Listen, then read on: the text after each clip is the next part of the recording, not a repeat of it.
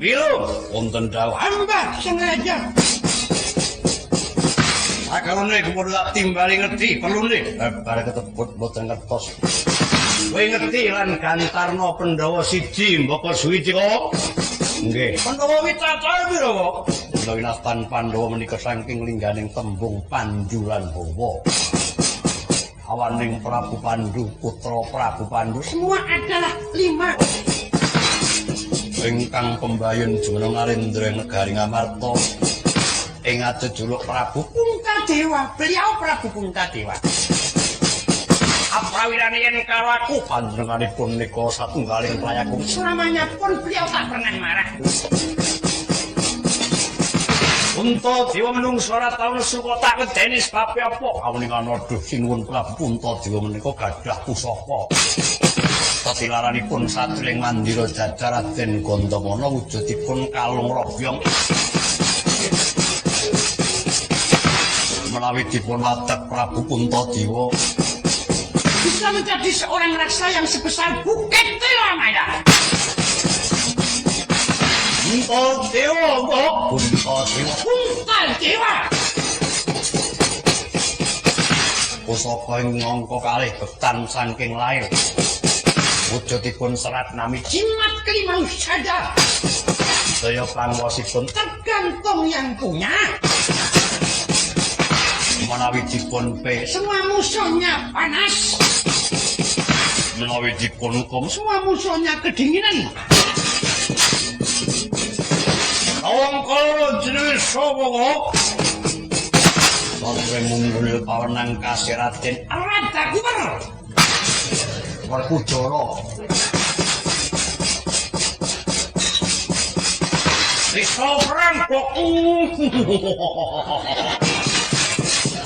Ketawa atau kumas panas.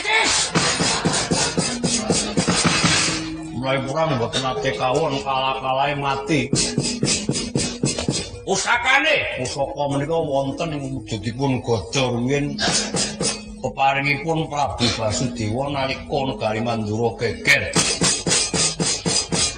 gada menika ing kathah rumiyin Raden Kangsadewa sareng Kangsa pecah kangge sayembara sapa sing kuat njunjung gada ya kuwi sing duweni Gada Kyai Langgitapati Mustika Kacang Gecok Mata Urujak Polo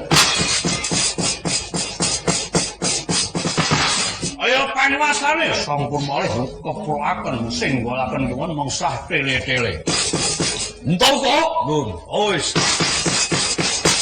dereng pusaka ing angka kalih wujudipun kuku Pancanaka landhepipun 7 penyukur panjangipun 7,5 meter. Werkudara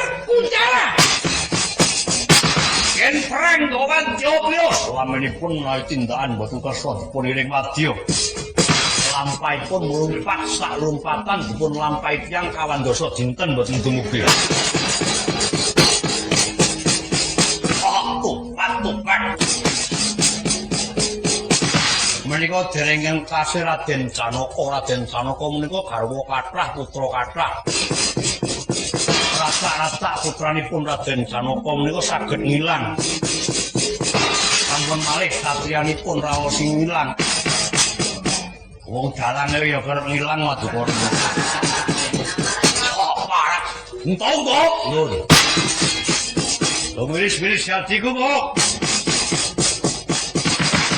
wis cukup maneka semene nggonmu kancang aden kaya ngapa palanging dalan nyekti akala rajang rumangsa ora saling ati menak kelakon aku duwe kandhane kan koso ate merako wonten pundi kowe ngadal idun ate atau manang nyekel amanan terpati rek ambek bungkat kumpul pringgodane diri padang halus